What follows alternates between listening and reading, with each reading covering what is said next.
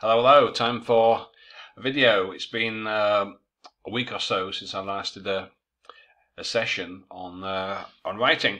I was going to have a live session this afternoon, but I don't have time now. Some students have booked that hour instead. So what I will do, I've taken a couple of letters from two groups in Telegram, which I'm in. OET Preparation for All and Prepare OET. I'll put the links in the description box below if you want to come and join us later. So first things first, disclaimer. Just in case anybody is upset about my use of copyrighted materials, the Copyright Act makes allowance for fair use, comment, criticism and teaching, etc. So if I do infringe on anybody's copyright, this is entirely unintentional and it's non-profit. So don't bother writing to me and threatening to sue me. And good luck with that in Eastern Europe in any case, because that's not happening. So anyway, get that out of the way. That's my disclaimer. So I've got a couple of letters here. I've got five letters in fact. As I say, I took them from the Telegram groups. I'm also in a couple of Facebook groups, OET Premium and OET Free Study for All. And I did ask for letters to include in the session, but nobody included any, so I'll have to go with the ones in Telegram instead. So I'm going to save the changes. This is Kumar here. I'm not going to include the case notes. As I've said before, if you've written your letter correctly, I shouldn't need them. Everything should be included here. So let's take a look. So, Miss Anne Hall. So I'm writing to refer this patient whose features are suggestive.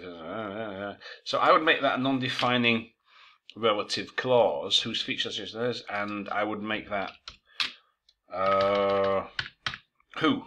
Okay, so I'm writing to refer this patient whose features are suggestive or blah blah blah blah blah, and two, requires your expert assessment and possible endoscopy. Okay. Now I'm going to be referring to the writing criteria as well.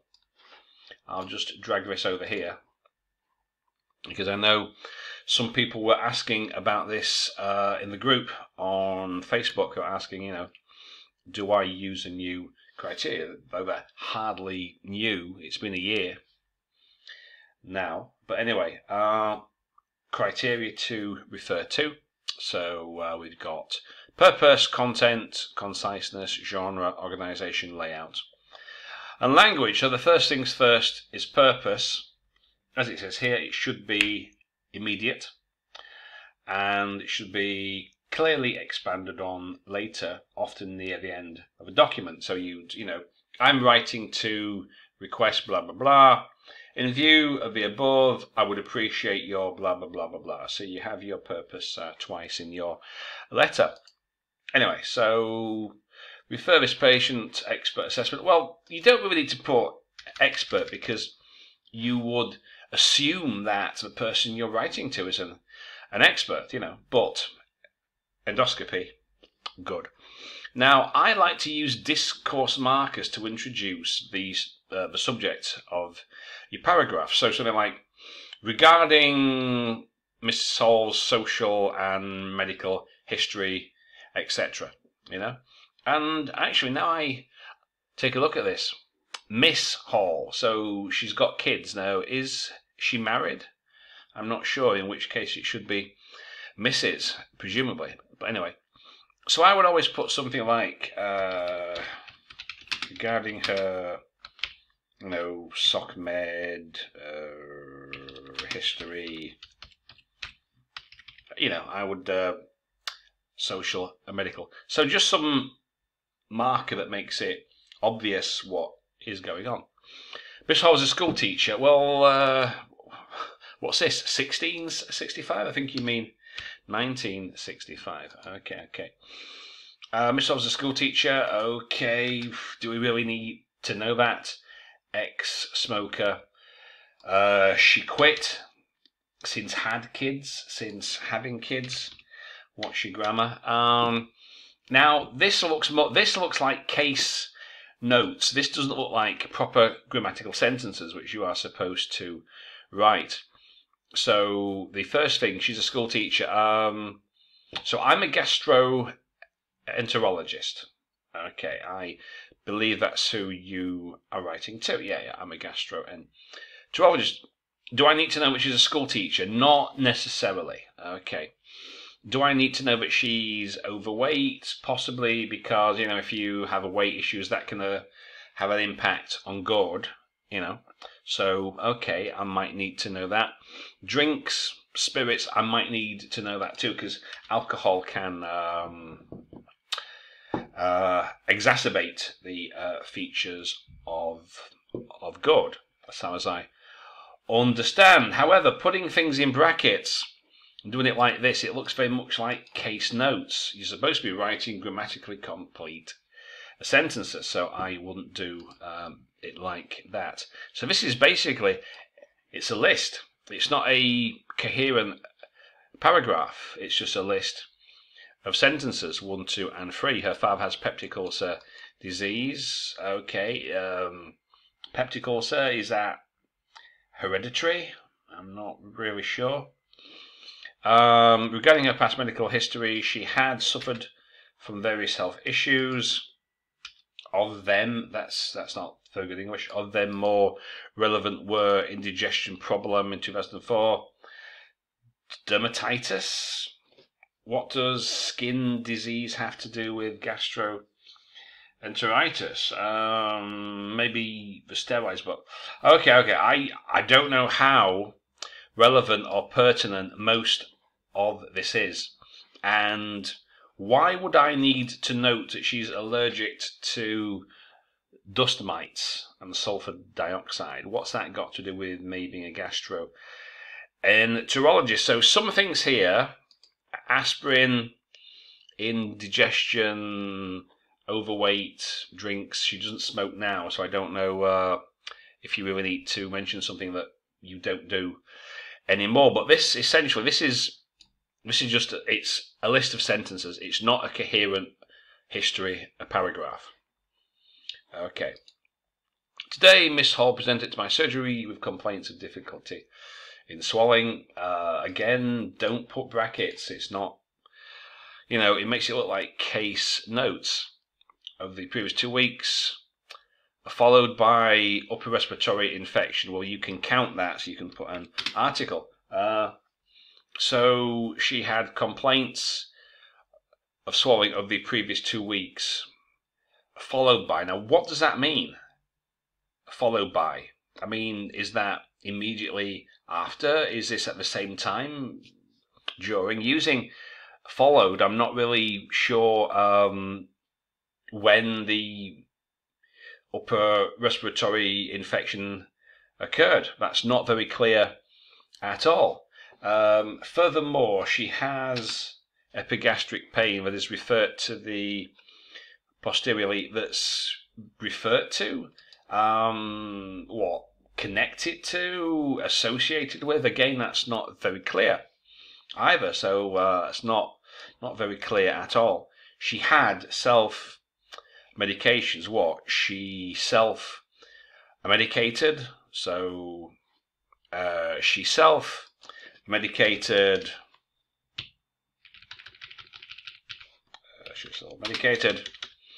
and again, this is in brackets, so it's not grammatically complete. For that upper respiratory infection, for the upper respiratory infection. Her examination is unremarkable. Well, if it took place early in the day, you should say was. And if something is unremarkable, why mention something that is not? No real need. In addition, she's recently lost. This is just a list. It's a series. It's a list of sentences with no connection. This is not a coherent paragraph. In addition, she has recently, why the punctuation? Why is there comma, comma, comma? She has recently lost her weight. What? Her weight? What do you mean? She lost some weight. She didn't lose all of her weight. She has recently lost some weight, about 1 to 2 kilograms, and increased her coffee intake. In view of the above, I believe she has gastroesophageal reflex disease, possible stricture, condition, do an endoscopy, because you can count an endoscopy. So, in view of the above, in view of these 2 lists of sentences which are not coherent paragraphs, you believe that she has GORD. Okay, well, what can I say?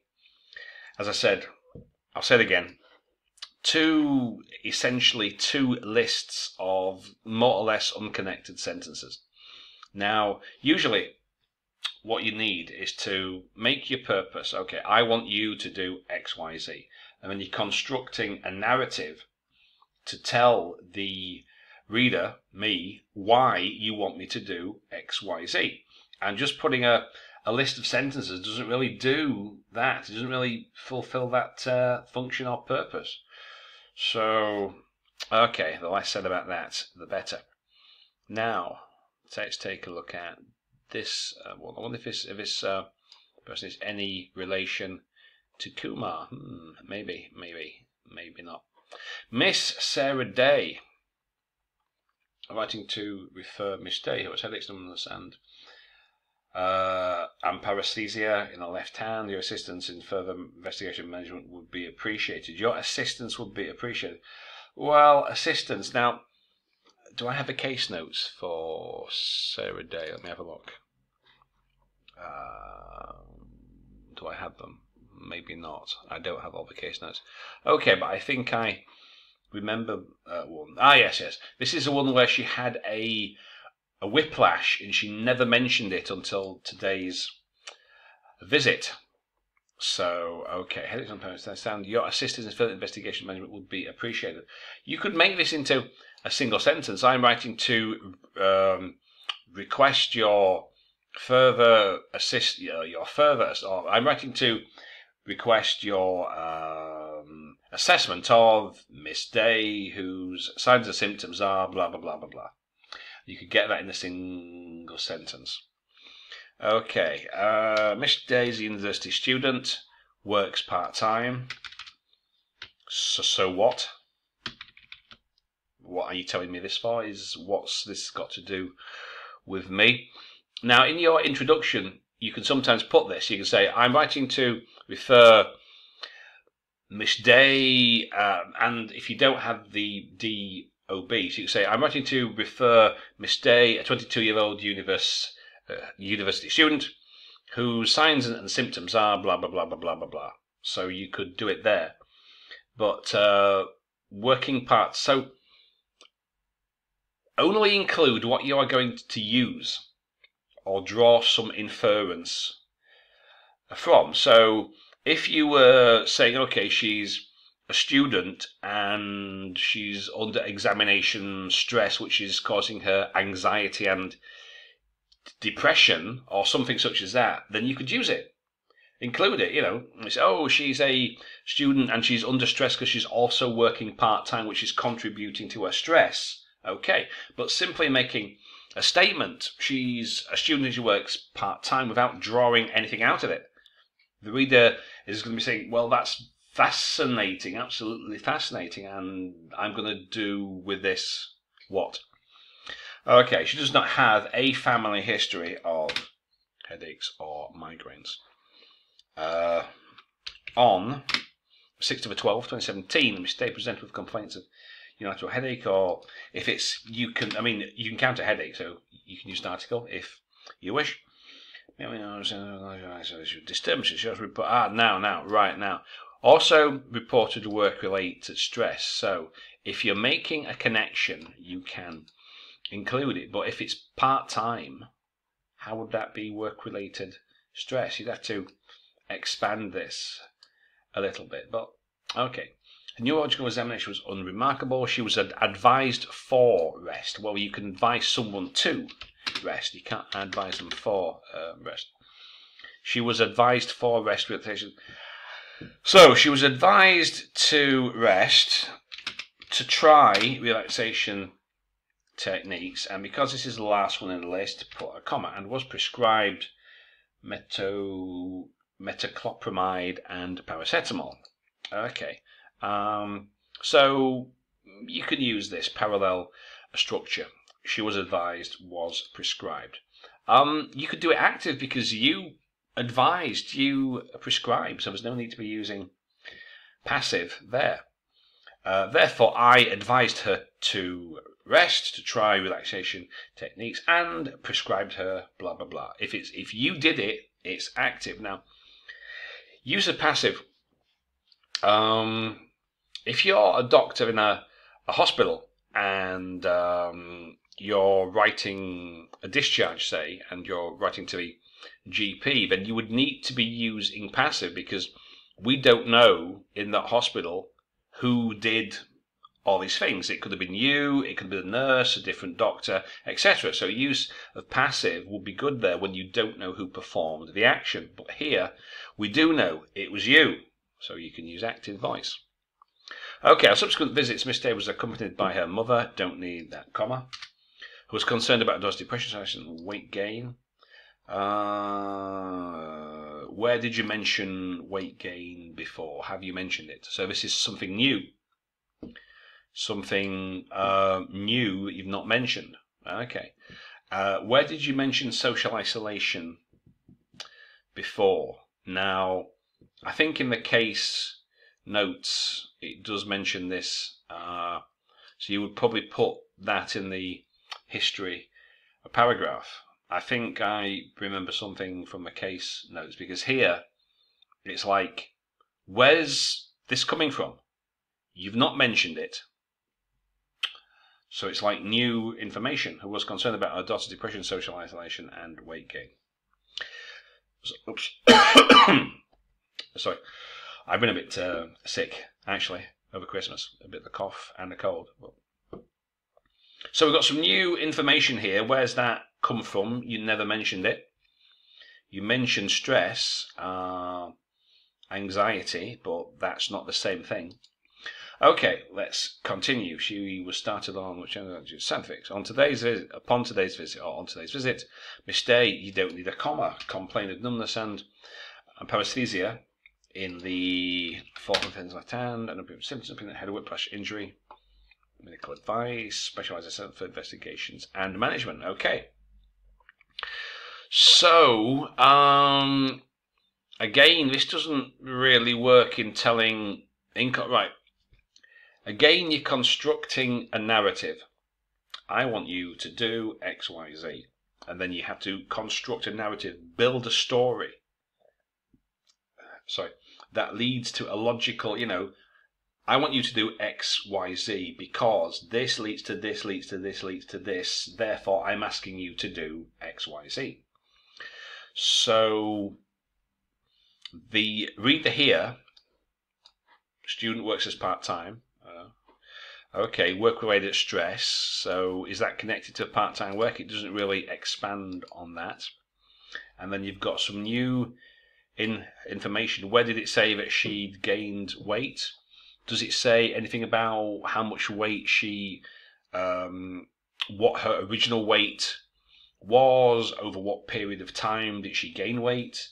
Apparently, depression, social isolation, okay.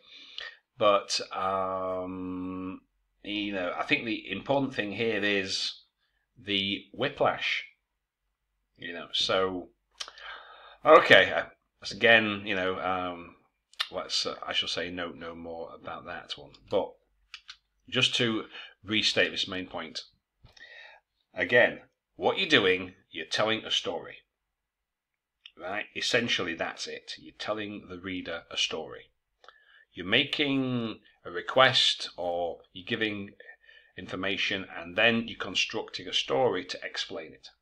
So just keep that in mind. Also, you need to, again, I say this every time, put yourself into the shoes of the reader. If you received that, would it be clear? 100% clear would it be immediately would it be immediately clear to you, the reader, what you are expected to do and the circumstances which lead the author to write that letter? That's what you've got to ask yourself. If the answer is no, then it's not a good letter. It's not doing its job. So, may I refer to you? Well, you may refer anything to me that you like. I wouldn't really do that. Oh yeah, by the way, you don't need a full stop after Mr. Don't need it. It's only for abbreviations, such as Admiral, Captain, or Superintendent. For Mr., Mrs., Ms., you don't use it.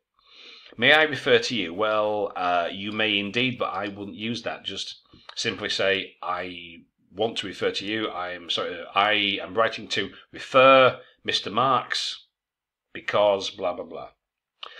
Who came complaining of recent sharp pain for further investigations and a definitive. So, you are essentially, you want the reader, so you have given a tentative diagnosis, presumably, and you want the reader to provide a definitive diagnosis. Okay, so that's what you need to say.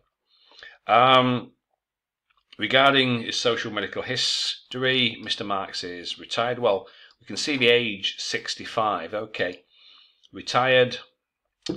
So what? Lives with his wife and 2 grandchildren. So what?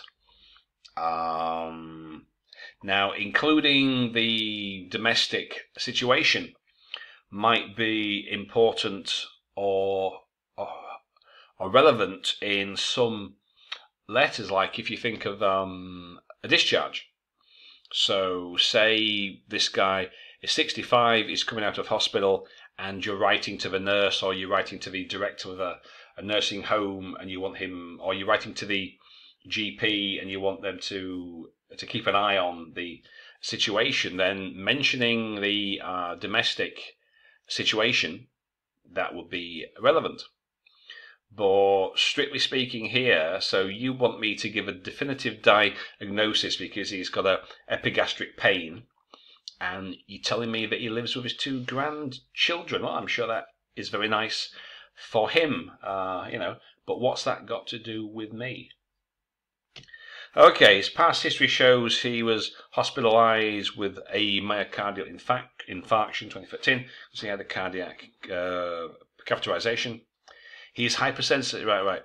So, if he's still hypertensive, you use present perfect. He has been hypertensive since 2018, or hypertensive for 2 years. So don't use present simple, use present perfect. Passive. He has been hypertensive for 2 years, but his blood pressure is well controlled right now. He is non-alcoholic. Well, okay, but why would I expect him to? He is non-alcoholic. He's a non-mainliner of heroin. He is a non-taker of LSD. Why are you telling me that which he is not? He is non-alcoholic, or he is not an alcoholic. Okay. And his family history shows his father died due to a heart attack. Does that have anything to do with epigastric pain? Now, if it was something, he had a myocardial infarction and cardiac catheterization. So, if there's a family history of heart trouble and heart condition, okay, you can include it. But epigastric pain. Now, I'm not sure. I think you're writing to a gastroenterologist, so that would be interesting, but not specifically relevant or pertinent.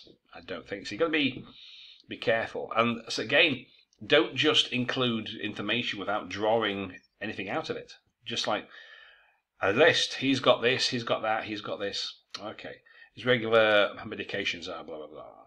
Okay. On today's review, I would use the name for the first mention in the paragraph, and you can use pronouns afterwards. In today's review, Mr. Marquez presented with that, well, you can use that as a relative pronoun with relatively, what did you mention it here? Mentioned, presented with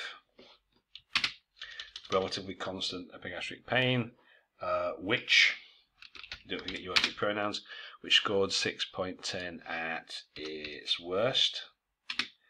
Okay. And was occasionally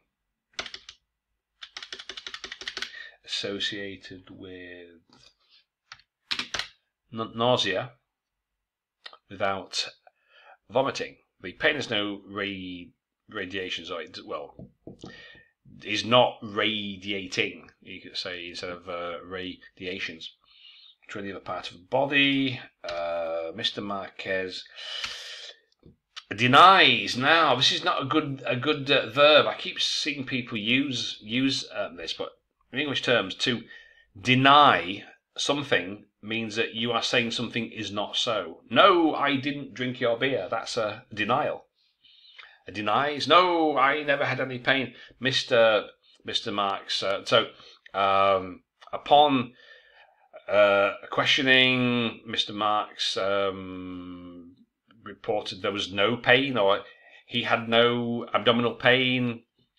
Please note there was no abdominal trauma, and Mr. Marx has not taken any OTC medicine or has not self-medicated. But a denial is when somebody accuses you of something. Did you drink my beer, Kev? No, I didn't do it. That's a denial. So I wouldn't use that verb. I wouldn't use it. You can reword that. Denies receiving. Why would you do that? No, I didn't receive any medication to relieve the pain. He did not take. Simply, there was no trauma. He did not take. According to what previously mentioned. Well, to make it grammatically sound, according to what was previously mentioned, or simply in view of the above is better, or, with this in mind, in view of the above, with this in mind, but you don't have to say according to what was previously mentioned. Your assessment and diagnosis. Now, why would it be highly appreciated? Why do you use this adverb? Highly. Why? Just say would be appreciated. So, in view of the above, I would appreciate it if you could assess and give a definitive diagnosis for Mr. Marx. That would be fine. Instead of this highly appreciated. They're not doing you a personal favour. You don't have to lick the reader's ass. You just don't. There's no need for it. Medical professionals don't have to highly appreciate anything. You ask somebody to do something, and that's it. So, any more clarifications about Mr. Mark's case? Please hesitate to contact me. Yours sincerely, etc. Okay. Right, now, this has been going on for nearly half an hour now. I've got 2 letters to go. I don't know if I'm going to bother with doing all 5. Shall I? It's the same one. What's this? Mr. Warden. No, actually, I shan't. I'll just stick to those 3. I think half an hour is quite enough for today. So, what can we say? So, general tips, and we'll come to the criteria, and I'll wrap things up. So, first things first, your purpose, your reason for writing must be clear, immediately understandable. As it says here, the purpose should be easily and immediately, let me just get my little pen out, easily, immediately identifiable. I want you to do X, Y, Z, right? So I don't have to look. What is it you want? Oh, you want me to do blah, blah, blah. Okay. So this should be clear in the document and then clearly expanded on later, often near the end before the closing. So I am writing to request your definitive diagnosis of Mr. Marks, whose signs and symptoms are blah, blah, blah, blah, blah. And then you're constructing a narrative, a history of visits, a chronology, clear with time references. So the reader can see how things developed over time.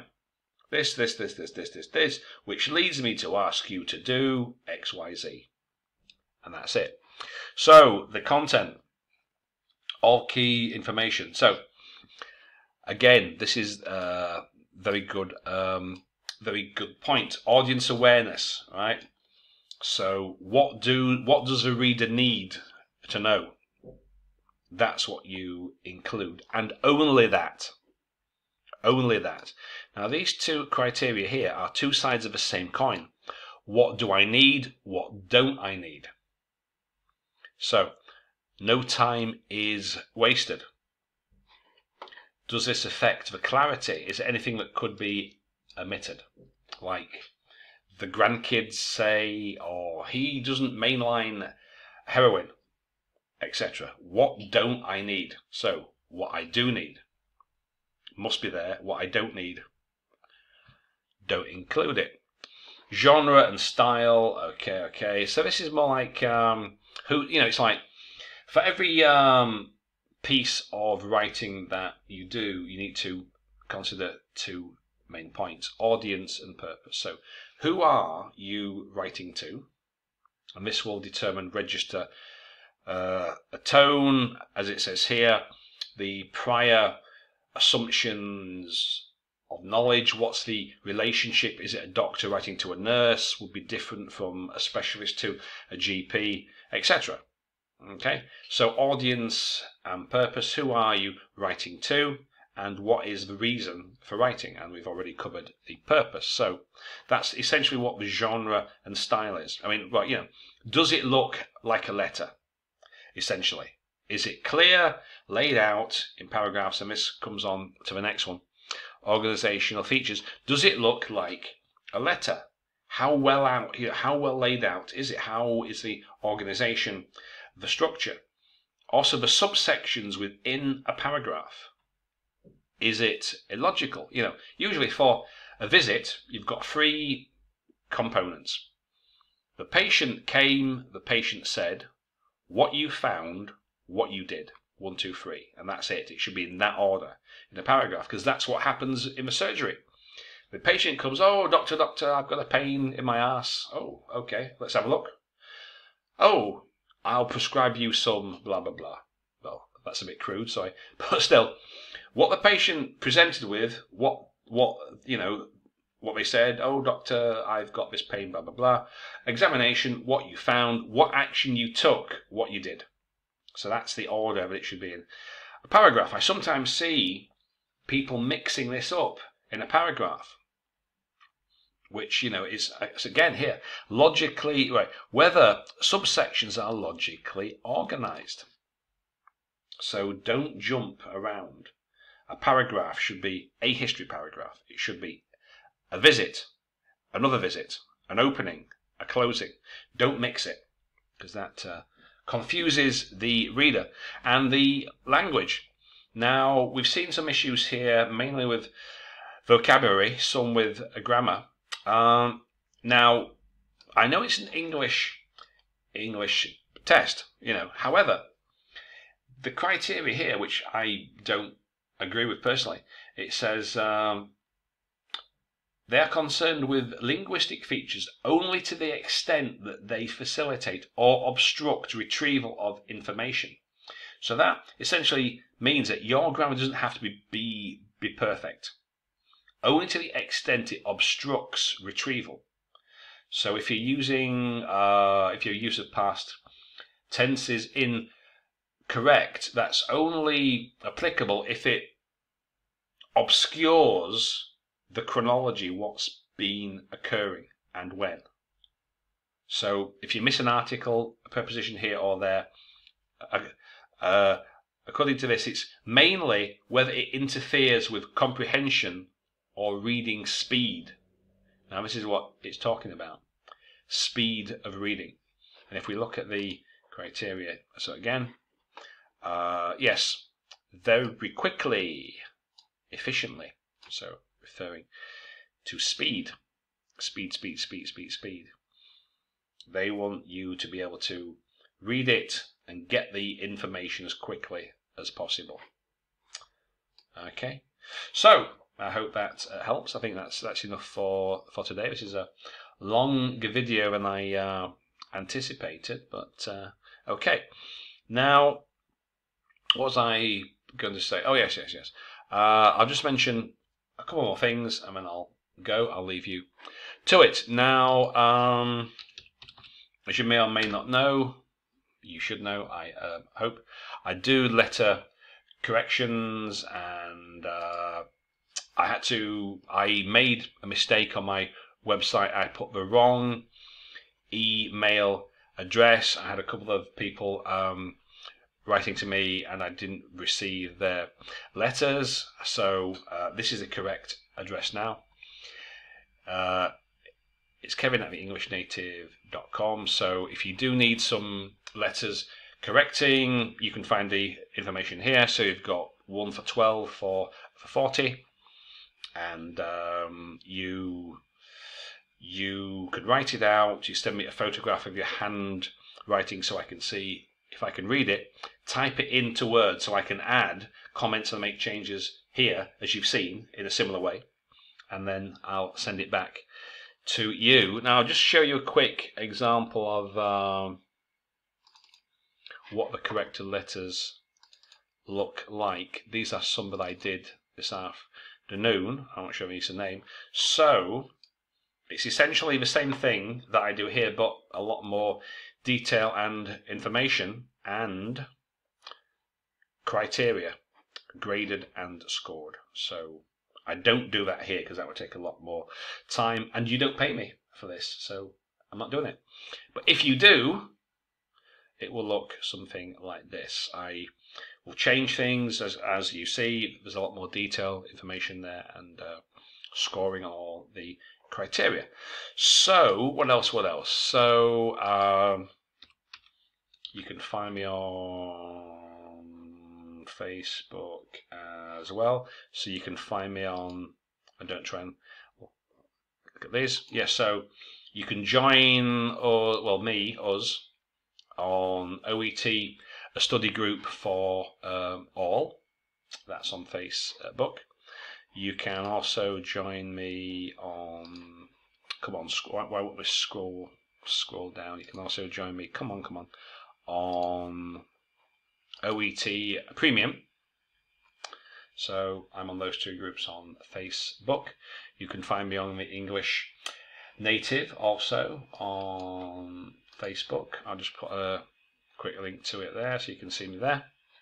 So you can message me here if you wish.